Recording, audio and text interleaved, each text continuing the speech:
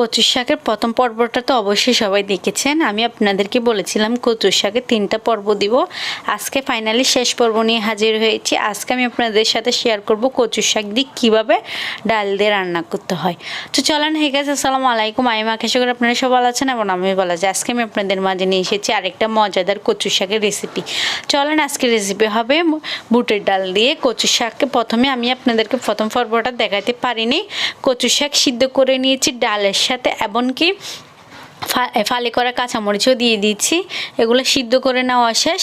এ পর্যায়ে এসে আপনারা তো দেখেছেন কীভাবে সিদ্ধ করতে হয়, অবশ্যই জানেন। আমার দ্বিতীয় পর্ব দুটোটা দেওয়া ছিল, ওই পর্বের মধ্যে দেখে নেবেন কীভাবে সিদ্ধ করতে হয়। এবার তারপরে দিয়ে দিলাম আপনার হলুদের গুঁড়া, লবণ, তারপরে দিয়ে দিলাম টমেটো। এততে ওই 2 পর্বের মধ্যে আমি ব্যবহার করি না, এই পর্বের মধ্যে আপনার টমেটো দিয়ে দিলাম। দিয়ে এবার কিছুক্ষণ বলতে অবশ্যই কচু শাকটাকে ভালো করে রান্না করতে হয়, এতে না হয় আপনার গলা চুলকায়। আশা করি আমার দোনোটা পর্বে গলা চুলকায় নাই। এবার এটাই শেষ পর্ব দেখেন।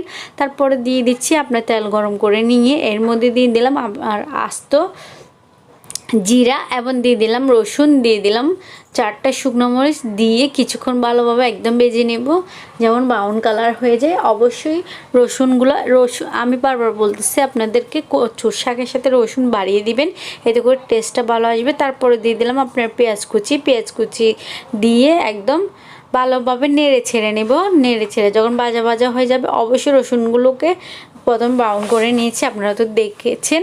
তারপরে দিয়ে দেবো আপনার সিদ্ধ করে রাখা কচুর শাক এবং বুটের ডাল, দুটোটাই সিদ্ধ করে নিয়েছি। আপনার কচুর শাক আর বুটের ডাল সিদ্ধ করতে হয়, একসাথে দিয়ে দিলে সিদ্ধ হয়ে যাবে, কারণ এখানে আপনার কচুর শাকটাকে অনেক পরিমাণে জুস নিতে হয়, যেটাকে জাল দিতে হয় বলা হয়। ওই জালটা ভালোভাবে দেওয়ার যতক্ষণ পর্যন্ত বুটের ডাল সিদ্ধ, মানে পুরি সিদ্ধ করে নেবেন না, আস্ত থাকে মতো করে সিদ্ধ করে নেবেন।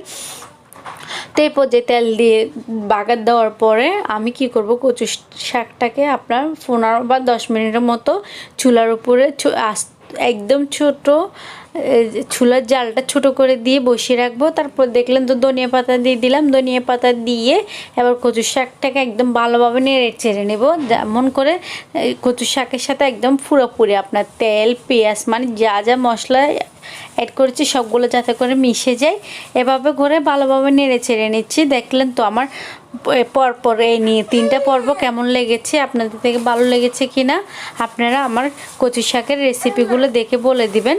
এবং ওই পর্বগুলো যারা দেখে না অবশ্যই দেখে নেবেন, আমার চ্যানেলটার মধ্যে দেখে নেবেন। আপনারা যেয়ে দেখে কেমন লাগে আমাকে জানাবেন কমেন্ট বক্সে। তো আজকের রেসিপিটা কেমন লেগেছে, কার থেকে ভালো লেগেছে আমাকে অবশ্যই, আর আপনারা কি রেসিপি জানতে চান, কি রেসিপি আপনাদের প্রয়োজন, যেগুলো আমাকে কমেন্ট বক্সে জানালে আমি অবশ্যই আপনাদের সাথে শেয়ার করতে পারবো।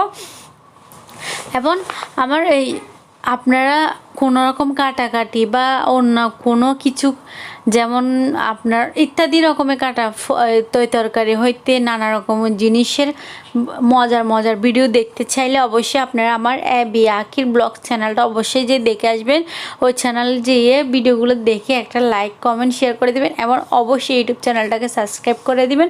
আর আমার এই পর্যন্ত ভিডিওগুলো আপনাদের কার থেকে কেমন লাগে একটু জানাবেন। তো আপনাদের যদি ভালো লাগে তাহলে অবশ্যই ভালো বলবেন, খারাপ লাগলে অবশ্যই খারাপ বলবেন, যাতে করে আমি বুঝতে পারি আমার ভুলটা কোন জায়গায় হচ্ছে, তাহলে আমি আমার ভুলটা সংশোধন করে নিতে পারবো।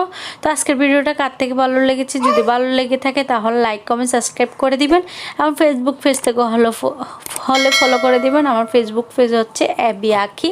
তো সবাই ভালো থাকবেন, নেক্সট ভিডিওর জন্য ওয়েলকাম জানিয়ে নিচ্ছি।